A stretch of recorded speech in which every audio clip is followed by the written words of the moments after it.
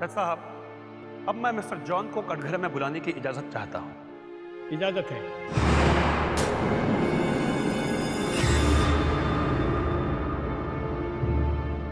Defence lawyer, आप इनसे कुछ पूछना चाहते हैं?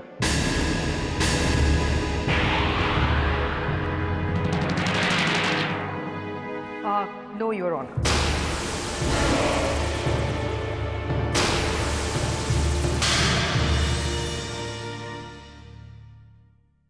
अब मैं सजनी को कटघरे में बुलाना चाहूंगा। डिफेंस लॉयर, वकील साहिबा, क्या आप इनसे कुछ पूछना चाहेगी?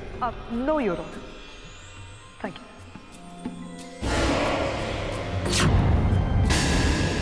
ये इंदिरा जी कर क्या रही है? किसी से कुछ पूछ क्यों नहीं रही? ये तो वही कर रही है जो हमारा पिछला वकील करता था। हाँ, इनमें और उस प्रमोद गुप्ता में तो कोई फर्क ही नहीं है। पता नहीं इनकी इतनी बड़ी रेपुटेशन कहां से हो गई, कुछ समझ में नहीं आ रहा अब क्या होगा। डिफेंस लॉयर, वकील साहिबा, आपने किसी भी गवाह से कोई भी सवाल करना जरूरी नहीं समझा, तो क्या अदालत ये मान के चले कि आपको आपकी वकील की सफाई में कुछ भी नहीं कहना है?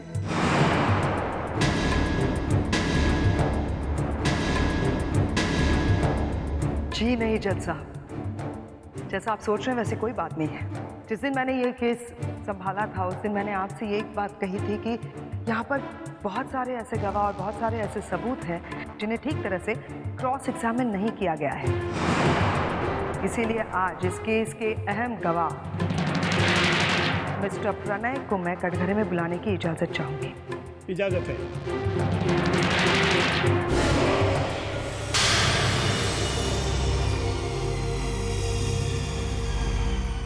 मिस्टर प्रणय, आप डॉक्टर हैं? जी। आपका अपना हॉस्पिटल भी है? जी, चैतन्य हॉस्पिटल। गुड। आप मेरी क्लाइंट राधा को पहचानते हैं? जी हाँ, राधा हमारे हॉस्पिटल में एक नर्स थी सर। मिस्टर प्रणय, राधा से पहले राधा की जगह एक और नर्स काम किया करती थी जिसका नाम था कुमुद। जी, वो राधा के आने से कुछ दिन पहले ही नौकरी छोड़कर चली गई थी। नहीं मिस्टर प्रणय, हमारे इंफॉर्मेशन के मुताबिक आपने कुमुद को नौकरी से निकाल दिया था और वो भी अचानक।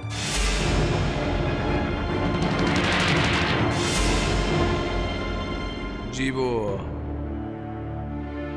जज साहब, मेरी वाइफ उसके काम से खुश नहीं थी, हमने उसे निकाल दिया।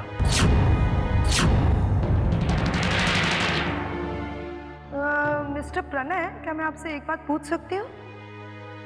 आप अपनी बीवी इशिता से कैसे मिले? हमारे एक दोस्त की बर्थडे पार्टी पर। नहीं, मेरे कहने का ये मतलब है कि आप अपनी पत्नी को कब से जानते थे? कॉलेज टाइम से सर। अच्छा, फिर आप दोनों में प्यार हो गया और फिर उसके बाद आपकी शादी हो गई। राइट। इनफैक्ट इशिता ने ही मुझसे शादी करने के लिए अपने फादर को कन्विंस किया था। मिस्टर प्रणय, मतलब उनके पेरेंट्स राजी नहीं थे आपसे शादी करने के लिए? जज साहब, उस वक्त मैं एक मिडिल क्लास का लड़का था और इशिता बहुत ही अमीर घर से थी। और शादी के बाद इशिता जी का एक्सीडेंट हो गया। जी जज साहब, मैं वो हादसा कभी नहीं भूल सकता। मेरी इशिता बेचारी उस हादसे के बाद चल भी नहीं पाती थी जज साहब। I'm really very sorry, mister Pranay. आप अपनी पत्नी से बहुत प्यार करते थे मिस्टर प्रणय? जी, मैं अपनी पत्नी से बहुत प्यार करता था, नहीं करता हूं। जज साहब, मैं अभी भी इशिता से बहुत प्यार करता हूं। मिस्टर प्रणय, राधा कैसी नर्स थी? जज साहब, राधा एक अच्छी नर्स थी पर उसके इरादे अच्छे नहीं थे।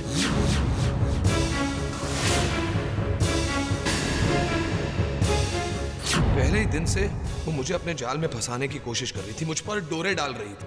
जैसे कि जज साहब, मेरे लिए चाय बनाना। मुझे क्या जरूरत है बार बार पूछना? जज साहब, वो मेरे नजदीक आना चाहती थी।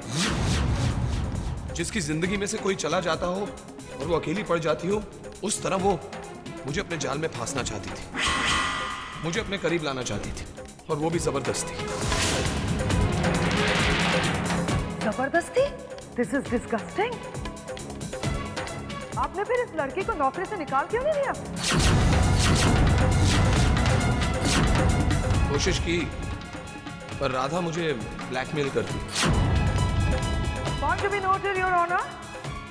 मेरी क्लाइंट राधा मिस्टर प्रणय को ब्लैकमेल करना चाहती थी। You please continue mister Pranay. जी, वो मुझे कहती कि अगर मैं उससे नौकरी से निकालूंगा तो वो इशिता को हमारे इस मनगढ़ंत अफेयर के बारे में बता दें। इसलिए जज साहब, मुझे समझ में नहीं आया कि मैं क्या करूं, उसे कैसे निकालूं।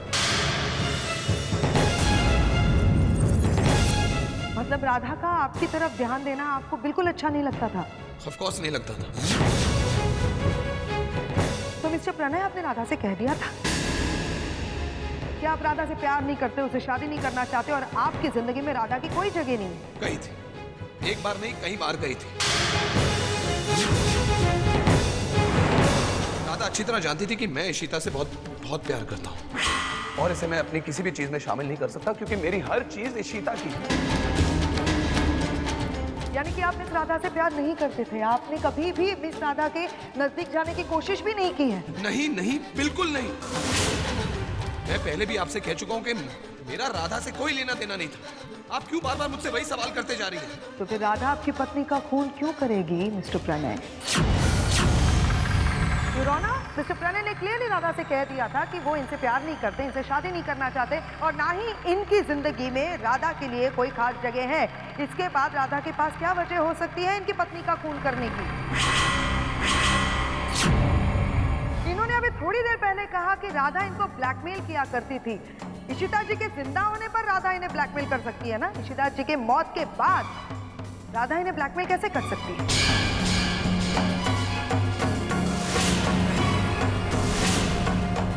यानी कि अब योर ऑनर, राधा के पास कोई वजह नहीं बचती इशिता जी का मर्डर करने की। ऑब्जेक्शन जज साहब, objection overruled. You may proceed. मैं दोबारा दोहराती हूँ जज साहब, मेरी क्लाइंट राधा के पास कोई वजह नहीं थी इनकी पत्नी इशिता जी का खून करने की, लेकिन मिस्टर प्रणय के पास एक वजह जरूर थी अपनी पत्नी का खून करने की। इशिता जी के विल के मुताबिक उनकी सारी जायदाद उनके मरने के बाद मिस्टर प्रणय के नाम होने वाली थी और मेरे ख्याल से योर ऑनर, ये खास वजह और ठोस वजह है अपनी पत्नी का खून करने की। ये वकील साहिबा मनगढ़ंत कहानियां बना रही है जज साहब, इसमें कोई सच्चाई नहीं है। मैंने इशिता का खून नहीं किया जज साहब, मैं अपनी इशिता का खून क्यों करूं?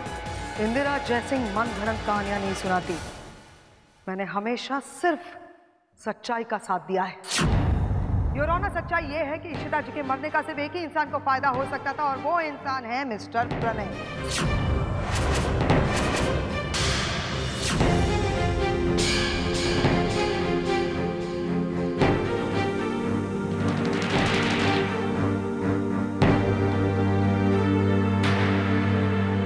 आज इस अदालत में डिफेंस लॉयर ने एक नया मोड़ पेश किया है।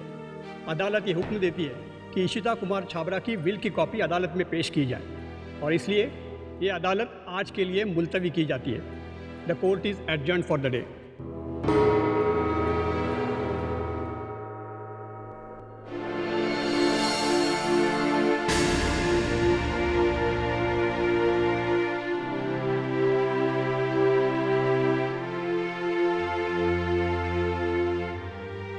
राधा, इंदिरा जी ने तो आज कमाल ही किया कि इसको कहां से कहां पहुंचा दिया, है ना? गौरी, हमारा सोचना बिल्कुल गलत था। अब मुझे पता चला है कि इंदिरा जी की इतनी बड़ी रेपुटेशन क्यों है। और होनी भी चाहिए भाई। क्या केस लड़ा उन्होंने?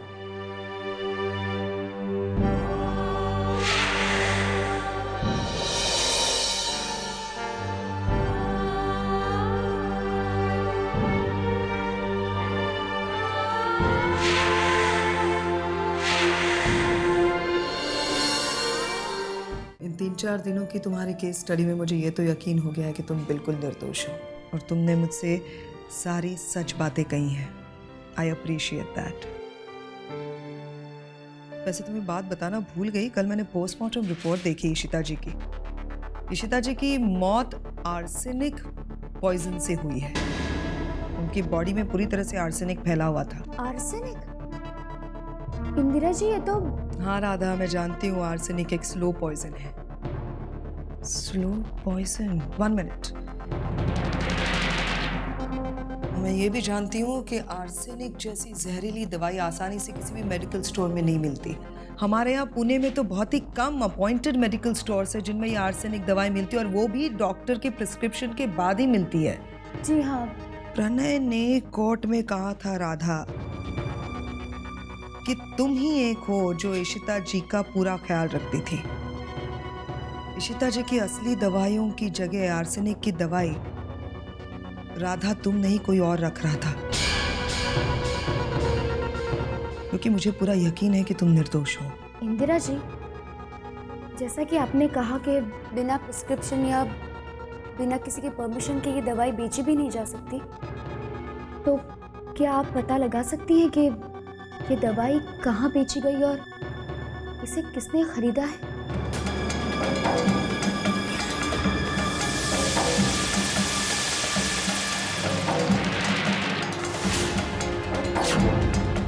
एक्सक्यूज मी, ये दवाई मिल सकती है?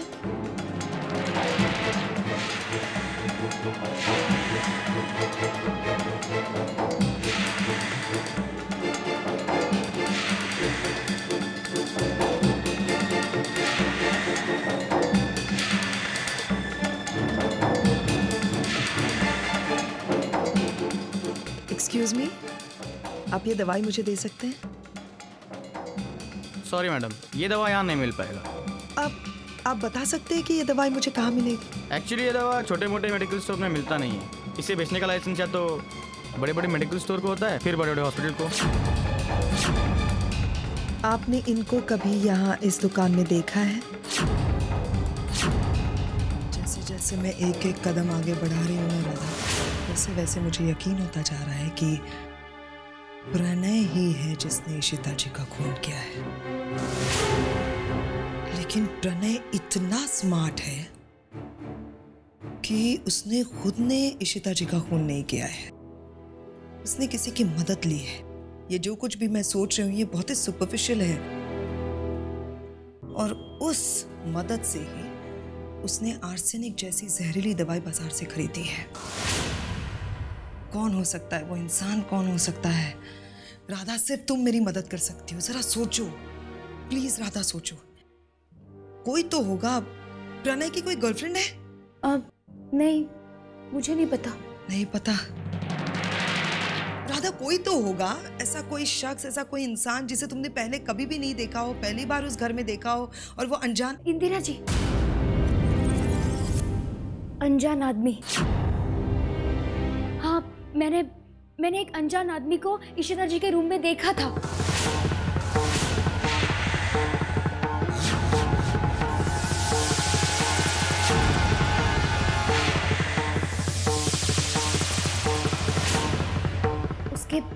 उसके पीछे मैं भागी, उसका पीछा भी किया। नकाब पहने हुए था वो। हाँ, बाद में जैसे ही मैं मैडम के कमरे में गई, मुझे फर्श पर एक बटन मिला। शायद उस अनजान आदमी के साथ हाथापाई करते वक्त वो बटन गिर गया होगा। वो बटन उसी का होगा। राधा, वो बटन कहाँ है? मैंने वो बटन अपने पर्स में रखा था। आई मीन टू से राधा, वो पर्स कहाँ है? आई को पता होगा।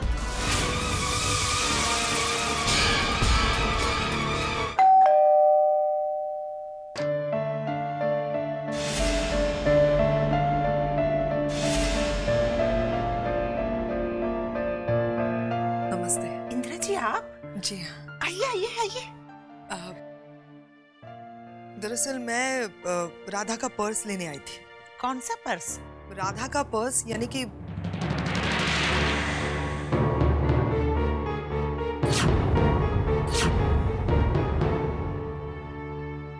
ठीक है।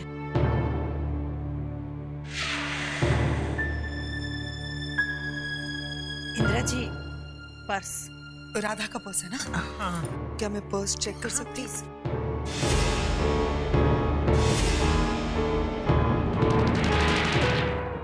उसने इसी पर्स में रखा है तो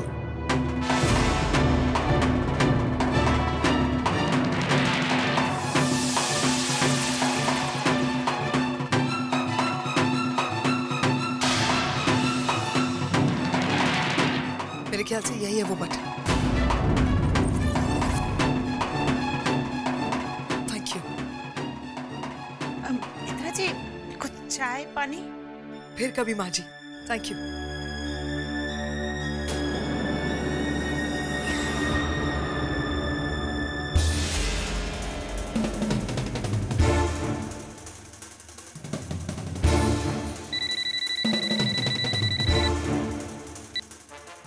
हेलो। क्या हुआ? कुछ नहीं, कुछ कड़ियां मिली हैं, उन्हें जोड़ने की कोशिश कर रही हूँ। ये बात तो तय है कि इशिता जी के मर्डर का बहुत ही अच्छा प्लान बनाया था इन्होंने। राधा को सोच समझकर फंसाया इन लोगों। राधा का बचना मुश्किल है। तो अब क्या? कुछ नहीं, आप फिक्र मत कीजिए। इंदिरा जयसिंह केस लड़ रही है, राधा को बचाने में अपनी जान लगा देगी। You take care, all the best. Okay.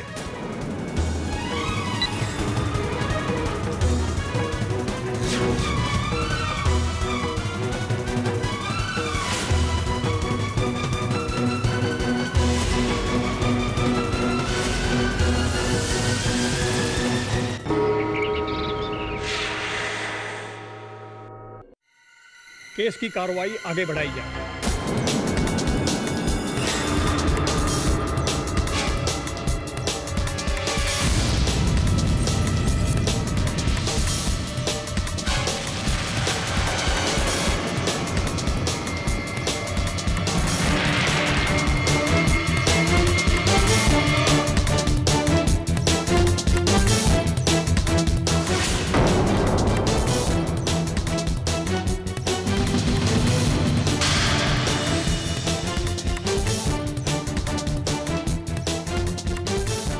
ये अदालत आज के लिए मुलतवी की जाती है।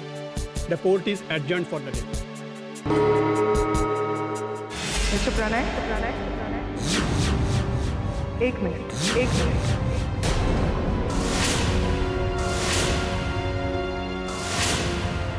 मिस्टर प्रणय, मैं आपको थैंक यू कहना चाहती हूँ। आज आपने इस केस में मेरी सबसे बड़ी मदद की। ये चेक देकर। आपने बिल्कुल सही कहा था मिस्टर प्रणय कि मेरे पूरे करियर में मुझे कोई इतनी बड़ी रकम नहीं देगा, लेकिन मेरे पूरे करियर में मिस्टर प्रणय मेरे साथ ऐसा कभी नहीं हुआ। एक वकील होने के नाते केस स्टडी करते वक्त ये मेरा फर्ज है, ये मेरी ड्यूटी है कि मैं सब पर शक करूं। जाहिर सी बात है मिस्टर प्रणय, क्योंकि आप इशिता जी के पति हैं, इसीलिए आप पर भी शक किया था, लेकिन मुझे यकीन नहीं। लेकिन जब आपने मुझे ये चेक दिया और मुझे खरीदने की कोशिश की, तब मिस्टर प्रणय मुझे यकीन हो गया कि आप ही है वो जिसने राधा को इस मर्डर केस में अच्छी तरह से फंसाया है। लेकिन एक बात याद रखिए कि इंदिरा जयसिंह अब राधा का केस लड़ रही है, इसलिए मैं राधा को बचाऊंगा।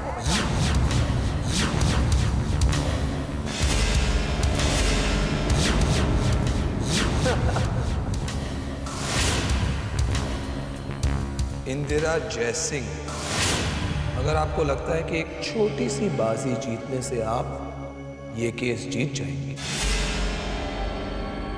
तो ये आपकी गलतफहमी,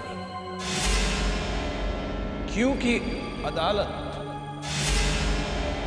दलीलों पर नहीं बल्कि ठोस सबूतों पर फैसले सुनाती है। आप आज तक सारे केसेस जीतते आए हैं, इसलिए ज्यादा उड़िए मत, क्योंकि आप मुंह के बल गिरेंगे। बहुत जल्द आपको हार का स्वाद चखना पड़ेगा इंदिरा जयसिंह, और ये मिस्टर प्रणय कुमार का चैलेंज है। I accept the challenge. 24 घंटों की उल्टी गिनती शुरू कर दीजिए, क्योंकि 24 घंटे के बाद राधा बाइज्जत बरी होगी और आप होंगे जेल के अंदर। ये इंदिरा जयसिंह का चैलेंज है आप, ये इंदिरा जयसिंह का चैलेंज है आप।